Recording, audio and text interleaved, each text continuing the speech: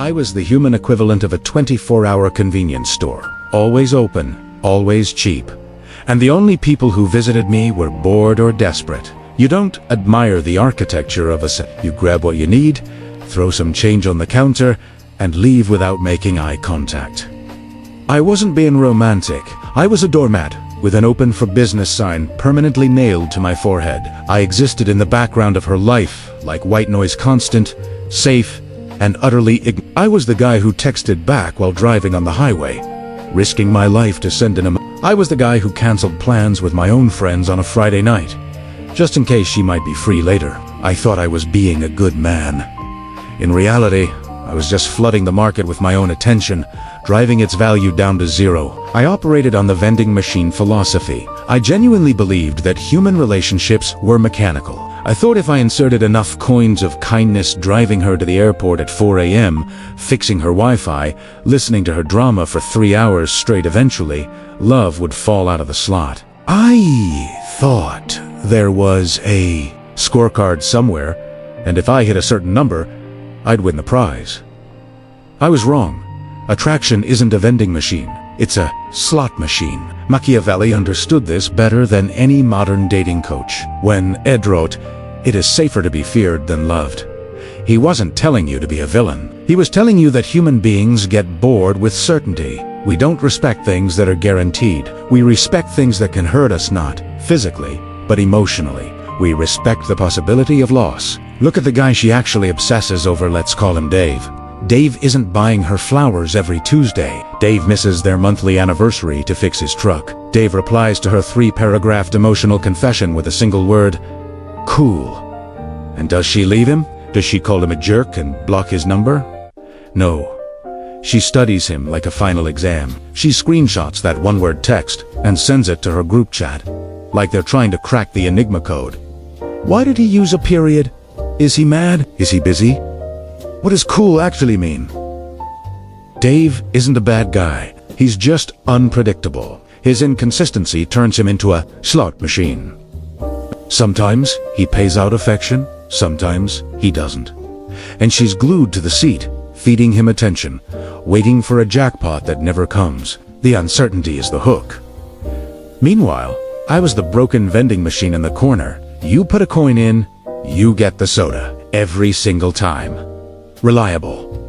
Boring. Invisible. My wake-up call wasn't a movie moment. It was pathetic. It happened on a Tuesday morning. Her name popped up on my phone screen. My heart jumped, thinking maybe she missed me.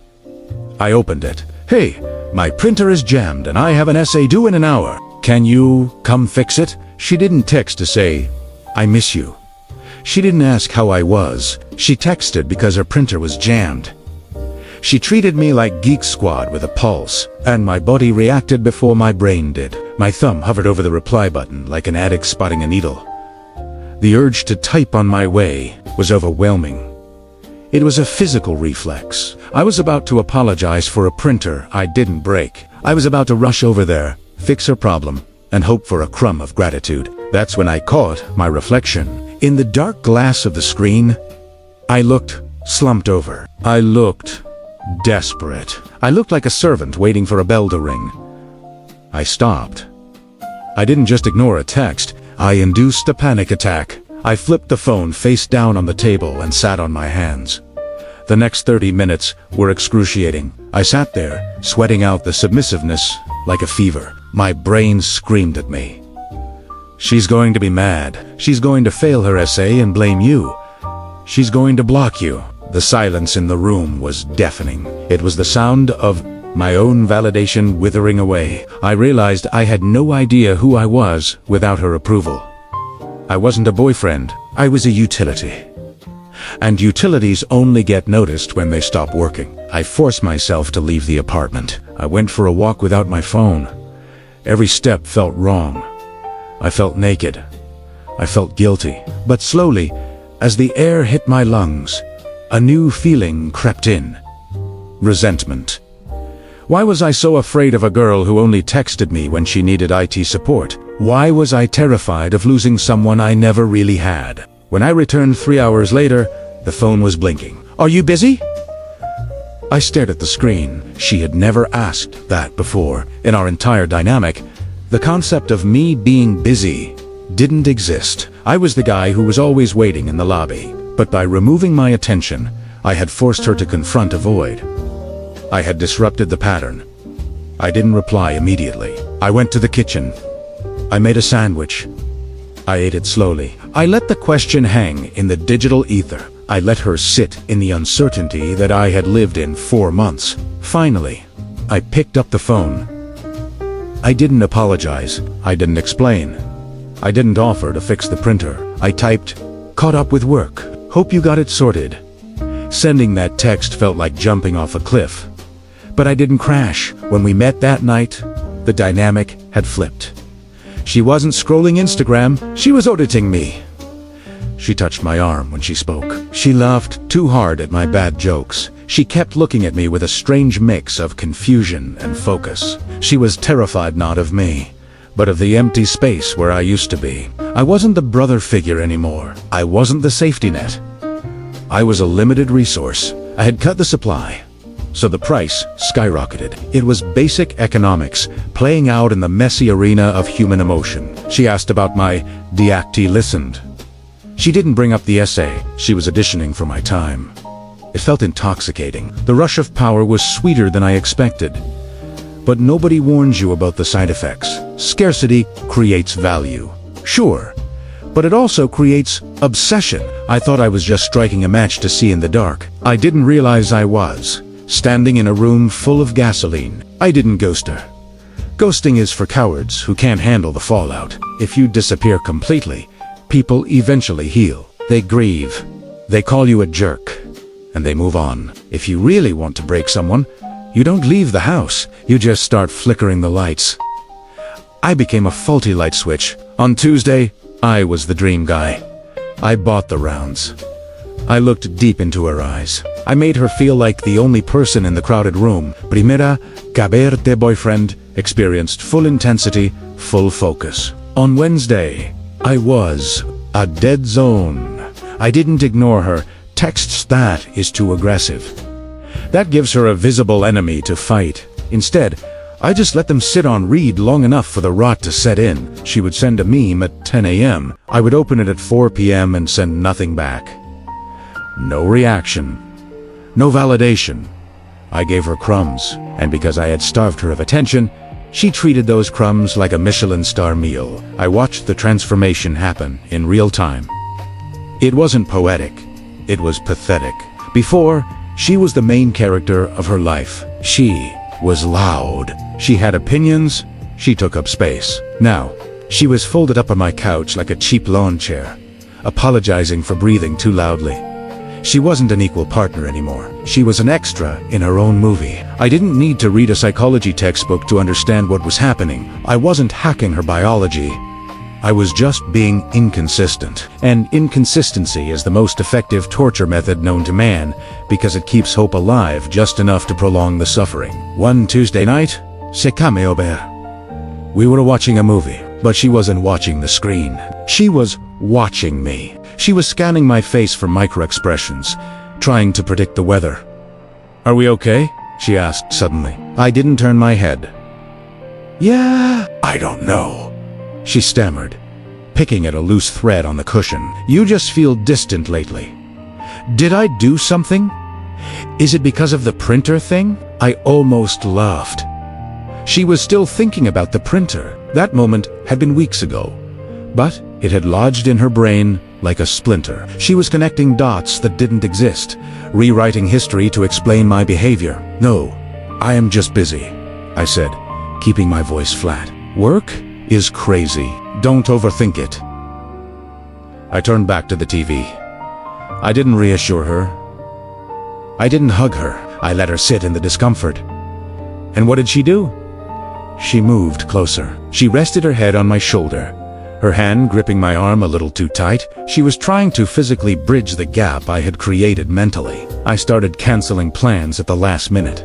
Not because I had to, but just to see if she would tolerate it.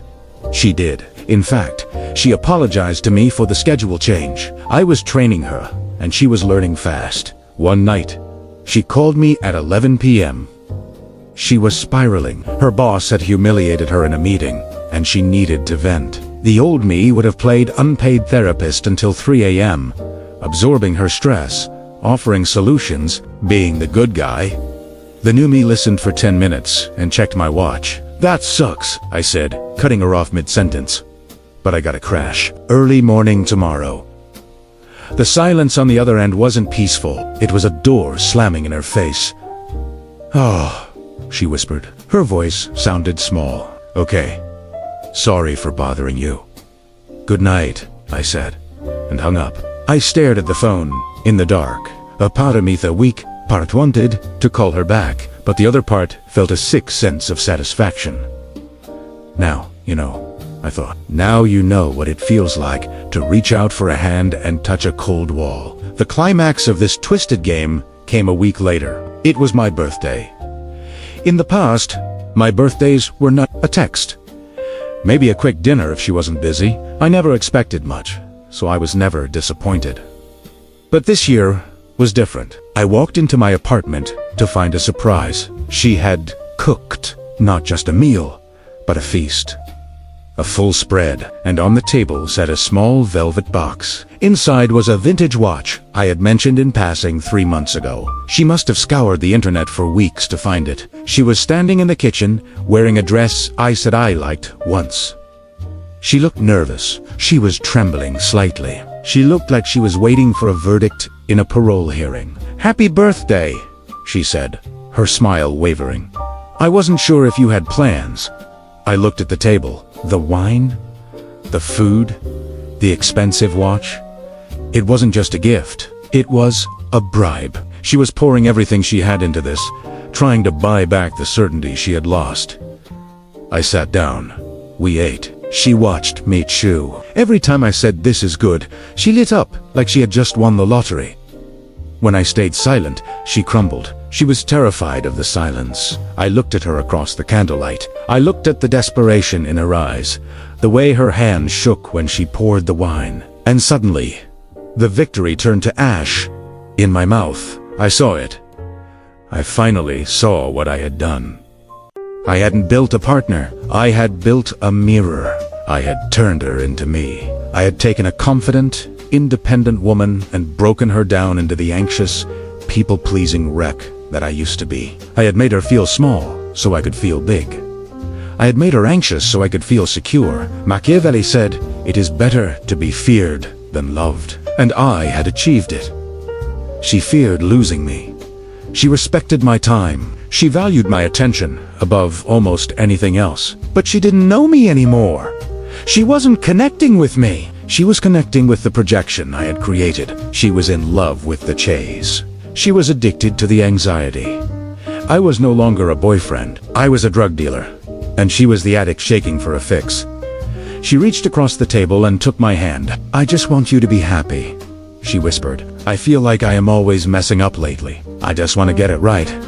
She was apologizing for my coldness. She was taking responsibility for my manipulation. I squeezed her hand back, but I felt nothing. The room felt incredibly cold. I realized then that you can force respect, and you can manipulate desire, but you cannot engineer connection. I had won the power struggle, but I had lost the relationship. I was sitting on the throne, finally, but the room was empty. I looked at the vintage watch on the table. It was ticking loudly. Tick, tick, tick, tick, counting down the time until she eventually burned out, or until I got bored of playing God. "You didn't mess up," I lied, putting on the mask one more time. "Everything is perfect." She smiled, a flush of relief washing over her face. She believed me because she needed to believe me. I took a sip of wine and swallowed the bitter truth. I wasn't the nice guy anymore. I wasn't the doormat. I was the man she obsessed over. But as I looked at her, beautiful and broken by my own design, I realized I missed the way she used to look at me when I was just the guy at the 7-Eleven. She didn't respect me then, but at least she saw me. Now, she only saw the shadow I cast over her life. I wasn't a king. I was just the guy holding the match, watching the house burn down from the inside.